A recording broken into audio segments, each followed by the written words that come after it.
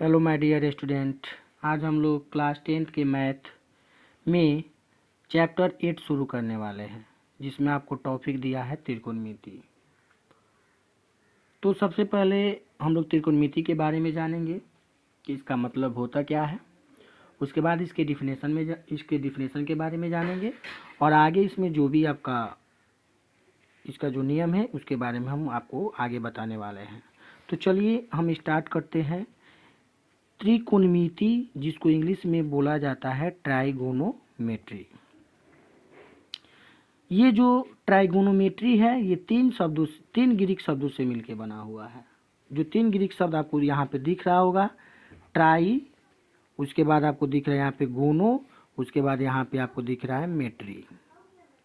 यानी ट्राई का मतलब होता है तीन, गोनो का मतलब होता है कोण या भुजा, और मेट्री का मतलब होता है मापन। त्रिकोणमिति का आपका यही मतलब होता है कि तीन कोण या भुजा के मापन को हम लोग त्रिकोणमिति कहते हैं।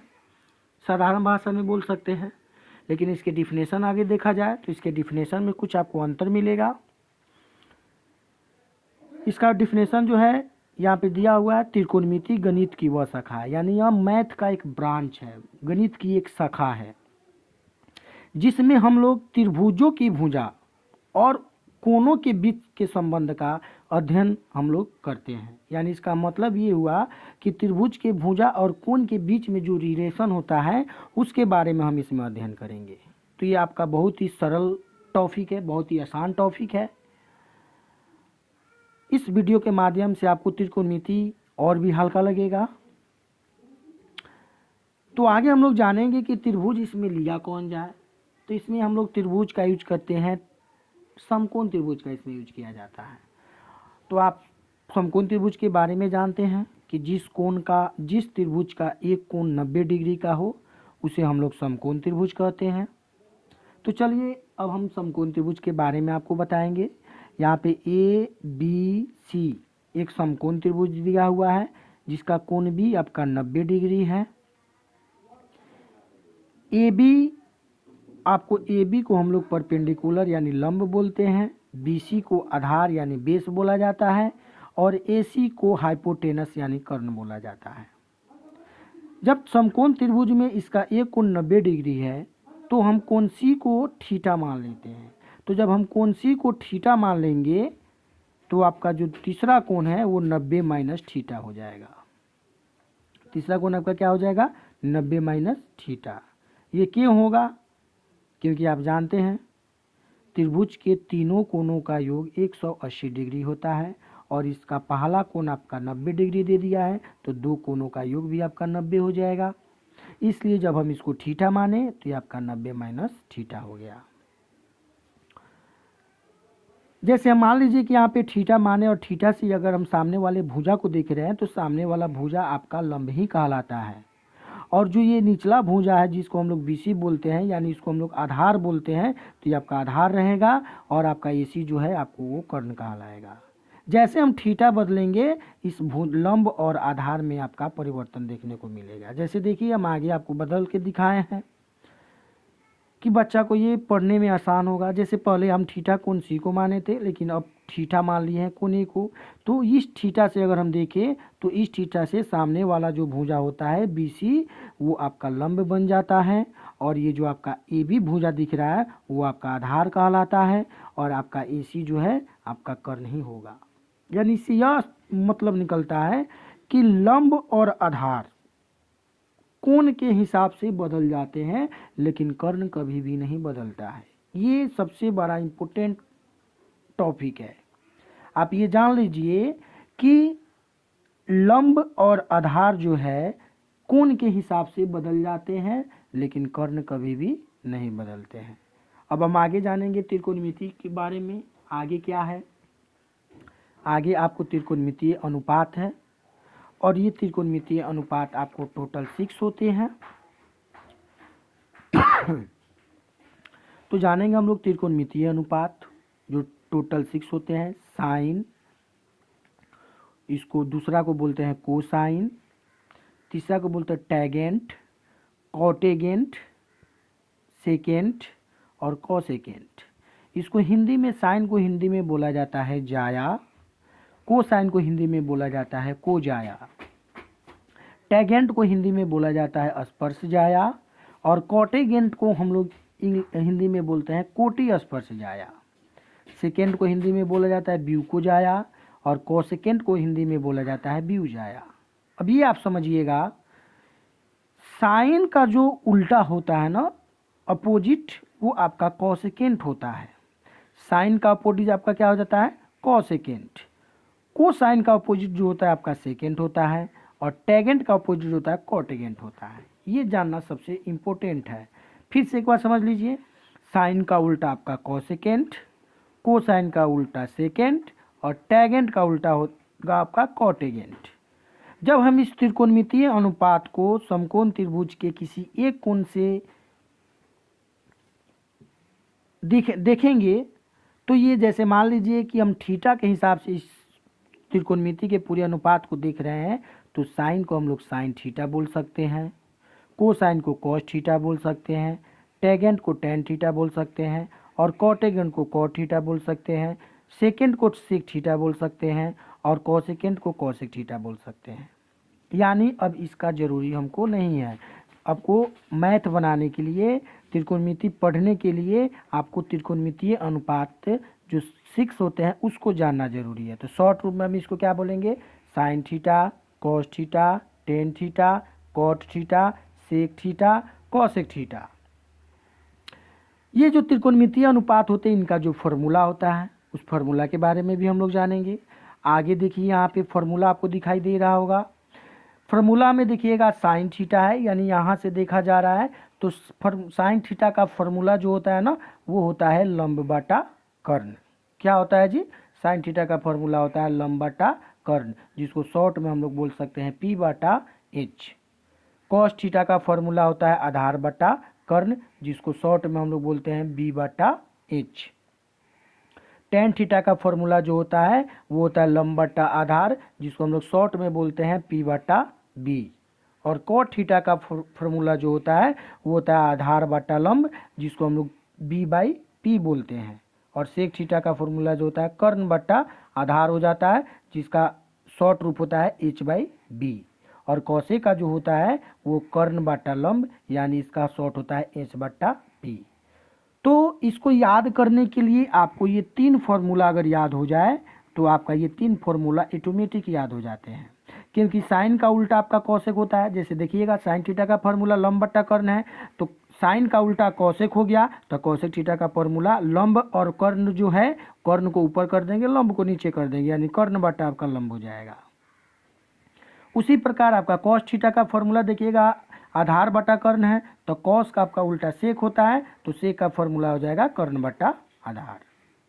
सेम इसी प्रकार देखेंगे टेन थीटा का फॉर्मूला लंब बटा आधार होता है, तो टेन थीटा का उल्टा कॉट थीटा होता है, तो इसका फॉर्मूला हो जाएगा आधार बटा लंब। ये जो फॉर्मूला जो होता है ना, ये बच्चा को नहीं याद हो पाता है, तो इसको याद करने के लिए हम इसका सरल ट्रिक बनाए हैं। जो आप इस ट्रिक को देखिएगा तो एक बार में आपको ये याद हो जाएगा और ये जिंदगी भर याद रहेगा। तो आगे हम लोग देखेंगे इसका जो ट्रिक है, शॉर्ट ट्रिक याद करने का। देखिए यहाँ पे लिखा भी हुआ है कि याद करने का शॉर्ट ट्रिक, जो त्रिकोणमितीय अनुपात 6 होते हैं, sine theta, cos theta, tan theta, cot theta, sec theta, cosec theta, उसको हम एक बार में आपको याद करा देंगे। जैसे यहाँ पे लिखा हुआ है प्यारे बेटा पप्पू हेलो हेलो बोल। इसका मतलब होता क्या है ये जानिएगा, इस पॉइंट को हमेशा याद रखना है। प्यारे बेटा पप्पू हेलो हेलो बोल, यानी हम यहाँ पे लिख देंगे साइन थीटा और यहाँ पे लिख देंगे कॉस थीटा और यहाँ पे लिख देंगे टेन थीटा। तो जानेंगे साइन थीटा का फॉर्मूला आपको बताया गया था, अभी हम आपको बताएं पी बटा एच। तो देखिएगा प्यारे, इसका पहला लेटर पी है और नीचे देखेंगे हेलो, इसका पहला लेटर एच है, यानी पी बटा एच। देखिए कितना आसान है। साइन थीटा का फॉर्मूला आप आसानी से याद कर सकते हैं पी बटा एच। उसी तरह कॉस थीटा का फॉर्मूला आप आसानी से याद कर सकते हैं बी बटा एच। उसी प्रकार आप टेन थीटा का फॉर्मूला याद कर सकते हैं पी बटा बी। ये देखिएगा, प्यारे बेटा पप्पू हेलो हेलो बोल, यानी P/H, B/H, P/B। Sine theta का फॉर्मूला हो जाएगा P/H, कॉस थीटा का फॉर्मूला हो जाएगा B/H, टेन थीटा का फॉर्मूला हो जाएगा P/B। अब इसका साइन का उल्टा होता है, आप जानते हैं, कॉसेक थीटा। कॉस का उल्टा होता है आपका सेक थीटा, और टेन का उल्टा जो होता है आपका हो जाता है कॉट थीटा। कॉसेक थीटा का फॉर्मूला देखेंगे तो इसको अपोजिट मान लेंगे तो H/P हो जाएगा। सेक थीटा का देखेंगे तो H/B हो जाएगा, और कॉट थीटा को देखेंगे तो P/B हो जाएगा। ये आपका शानदार ट्रिक है। इससे भी शानदार ट्रिक आपको आगे भी दिया जाएगा। देखिए, जैसे यहाँ पे लिखे हैं लाल बाई काका, इसका मतलब समझिएगा LAL लाल, और KKA काका। L से हो जाएगा आपका लंब, A से हो जाएगा आधार, और L से हो जाएगा लंब, K से हो जाएगा कर्ण, फिर यहाँ भी K से हो जाएगा कर्ण, और A से हो जाएगा आधार। यानी अगर हम यहाँ पे लिख दे साइन थीटा, और यहाँ पे लिख दे आपको कॉस थीटा, फिर हम यहाँ पे लिख दे आपको टेन थीटा, तो देखिएगा इसका फॉर्मूला, साइन थीटा बराबर हो जाएगा लंब बटा कर्ण, कॉस थीटा बराबर हो जाएगा आधार बटा कर्ण, टेन थीटा बराबर हो जाएगा लंब बटा आधार। और साइन का उल्टा तो आप जानते हैं, साइन का उल्टा हो जाएगा कॉसेक थीटा, कॉस का उल्टा हो जाएगा सेक थीटा, और टेन का उल्टा हो जाएगा कॉट थीटा। तो कॉसेक थीटा का फॉर्मूला देखेंगे तो कर्ण बटा लंब, सेक थीटा का फॉर्मूला देखेंगे तो कर्ण बटा आधार, और कॉट थीटा का फॉर्मूला देखेंगे तो आधार बटा लंब। ये आपका दो ट्रिक है। एक ट्रिक मैंने एक और आपको बताएंगे, आगे देखेंगे। इसका लास्ट ट्रिक देखेंगे हम लोग, जो बहुत ही शानदार ट्रिक है। यहाँ पे लिखे हैं पाकिस्तान भूखा पड़ा, हिंदुस्तान हरा भरा। तो आप जानते हैं पाकिस्तान का जो पहला लेटर P है उसको परपेंडिकुलर मान सकते हैं, H हिंदुस्तान का पहला लेटर H यानी हाइपोटेनस कर्ण मान सकते हैं, भूखा का B आधार, और ये कर्ण, ये भी लंब, और ये आपका आधार। तो यहाँ पे सिर्फ फॉर्मूला बैठा देना है, sine theta cos theta tan theta, और इसका अपोजिट हो जाएगा आपका cosec theta sec theta tan theta. आपको याद क्या रखना है, पाकिस्तान भूखा पड़ा, हिंदुस्तान हरा भरा। साइन थीटा है तो P/H, कॉस थीटा है तो B/H, टेन थीटा है तो P/B, इसका उल्टा कॉसेक थीटा है तो H/P, सेक थीटा है तो H/B, टेन थीटा है तो P/B। यानी जो आपका त्रिकोणमितीय अनुपात 6 है, वो आप इसके जो फार्मूला जो बन रहे हैं, इस फार्मूला को आप आसानी से याद कर सकते हैं। किसी एक ट्रिक के माध्यम से आप इसको याद कर लीजिएगा, तब जाके आपका 8.1 चैप्टर जो है आसानी से बनेगा। अब फार्मूला के अलावा कुछ ऐसे टर्म होते हैं जिनका जानना बहुत ही ज़रूरी है। अगर आप इसको नहीं जानिएगा तो 8.1 आपसे नहीं बन पाएगा।